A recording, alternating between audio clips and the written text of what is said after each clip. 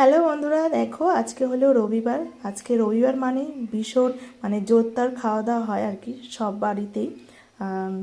প্রায় দিনই রোববারে হলো মাংসটাই আনা হয়, যেহেতু ছেলে খুব বায়না করছিল ইলিশ মাছ খাবে বলে। তার জন্য দেখো একটা ইলিশ মাছ নিয়ে এসে, সেটাই হলো ইলিশ মাছ তো সর্ষা দিয়ে করলেই খুব ভালো লাগে খেতে। যাই হোক, আমি এখন হলো আলু, বেগুন আর টমেটো ডাঁটা দিয়ে ঝোল করব। চলো দেখতে থাকো আমার ভিডিওটা। এখন মাছটাকে হালকা করে ভেজে নেব। ইলিশ মাছ হালকা করে ভেজে নিলেই খুব টেস্ট হয়। যদি বেশি ভাজা হয়ে যায় তাহলে মাছের ইলিশ মাছের যে স্বাদটা সেটা চলে যায়, ভালো লাগে না খেতে। তার জন্য হালকা হালকা করে এখন ভেজে নেব। তারপর দেখো মাছগুলোকে হালকা হালকা করে ভাজা হয়ে গেছে। আর এখানে দেখো আমি সবসময় সাদা তেলেই তরকারিটা খাওয়া হয়।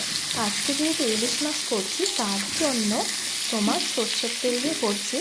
আর জিরে সম্বার দিয়েছি, এবার হলো সবজিগুলো দিয়ে দিয়েছি। এবার হলো লাল লাল করে হালকা হালকা করে লাল লাল করে ভেজে নেব সবজিটা। যাই হোক, এখন সবজিটা ভাজা হতে থাক। এখন আমি মশলাটা কী দেবো সেটা এখন টেস্ট করে নিই আর কি। মশলার মধ্যে শুধু লঙ্কাই দেবো, আর নামানোর আগে ভাজা জিরে গুঁড়ো করে রাখি, সেটা নামানোর আগে দিয়ে দিই। এইভাবেই আমি ইলিশ মাছে আলু বেগুন ডাঁটা দিয়ে এইভাবেই আমি ঝোল করি। তোমরা কীভাবে করো একটু আমাকে কমেন্ট করে জানাও। এই দেখো এখানে লঙ্কা নিয়ে নিয়েছি, কাঁচা লঙ্কা আর শুকনো লঙ্কা দুটো, এবার পেস্ট করে নেব। দেখো আমার সবজিগুলো এখন ভাজা হয়ে গেছে লাল লাল করে।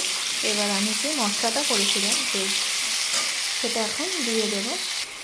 দেখো মশলাটা আমি দিয়ে দিয়েছি, একটু জলটা ধুয়ে দিয়ে একটু দিয়েছি আমি তার মশলাটাকে, তার জন্য একটু জলটা বেশি পড়ে গেল। এবার একটু ভালো করে কষিয়ে নেব যতক্ষণ পর্যন্ত না তরকারি সবজিটা তেল ছাড়ছে আর কি, ততক্ষণ পর্যন্ত কষিয়ে নেব। তারপর কষানো হয়ে গেলে তারপরে গরম জল দিলে সব সময় মাথায় রাখবে যে গরম জলটা দেওয়ার চেষ্টা করবে, তাহলে যে কোনো তরকারি খেতে খুবই ভালো লাগে। যাই হোক, এখন আমি সবজিটা ভালো করে এখন কষিয়ে নিচ্ছি। আর এই পাশে বসিয়ে দিই এখন গরম জল। এই পাশে দেখো আমি পরিমাণ মতো গরম জল বসিয়ে দিয়েছি। আর এখানে হালকা হালকা করে নেড়ে নেড়ে আর কি কষিয়ে নিচ্ছি।